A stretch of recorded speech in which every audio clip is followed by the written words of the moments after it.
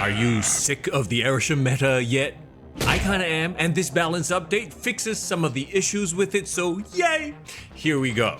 Did you just call me Blob? In a weird way, this is almost a buff to Blob. His stats and main ability remain the same, but he now loses his old ongoing can't be moved ability.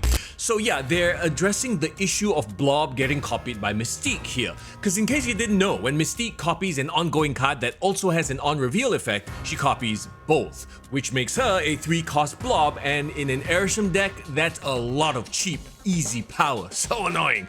So that's no longer an issue now. But with Blob movable though, he no longer gets destroyed by Cannonball, if there's room for him to move, like anyone's playing Cannonball these days anyway, and Blob can now be moved via move cards. Alright, here we go.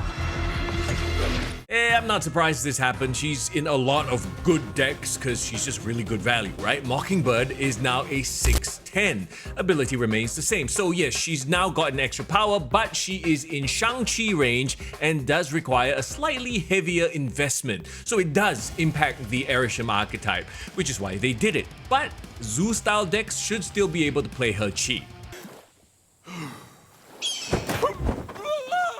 Look, I actually had fun with this card, won a couple of games by snapping to move him into a locked out location and all that, but yeah, he needed a buff for sure. Hydra Bob goes from a 1/4 to a 1/5. Ability remains the same. Look, bottom line, snapping is a steep price to pay to move a card. So with an extra power, maybe he'll be more usable, or do what I do, just feed him to Venom.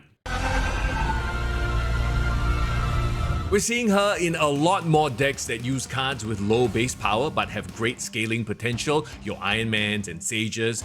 They're tuning her down a little bit to make her more of a commitment, but honestly, I think it's fine. The ability is still worth it. Ravonna Renslayer goes from a 2/3 to a 2/2. Ability remains the same.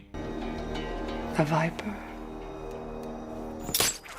Viper just hasn't been the same since moving from a 2-cost to a 3-cost, and especially with Annihilus doing what the archetype needs all across the board. So they're making Viper a little bit more consistent in hitting the intended target.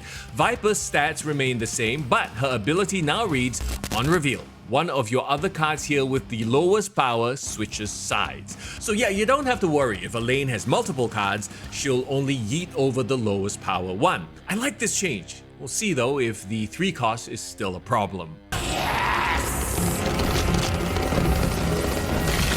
The global cataclysm is at hand! Wow, Sauron gets a buff, huh? The Sauron Shuri Red Skull style of deck has been around for a long time and is still a very good lower collection level deck.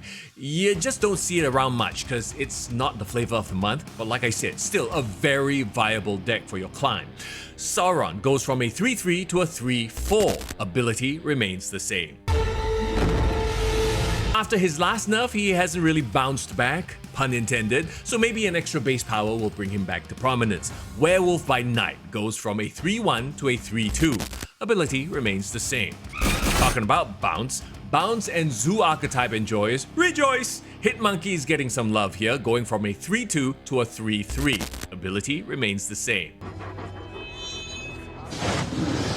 Ooh, okay, so this is interesting. If you remember, the original iteration of Lockjaw didn't have the once per turn restriction, which made chucking Thanos' stones and Asgardian hammers into his lane quite overpowering. Well, now that Thanos' stones serve a very different purpose and the Asgardian archetype pretty much doesn't exist, maybe it's the right time to bring Lockjaw back to his previous glory, huh? And as far as his stats go, yeah, he loses 1 power, sure. He's now a 4/4. But they've removed the once per turn restriction, bringing back that classic hammer cycling combo.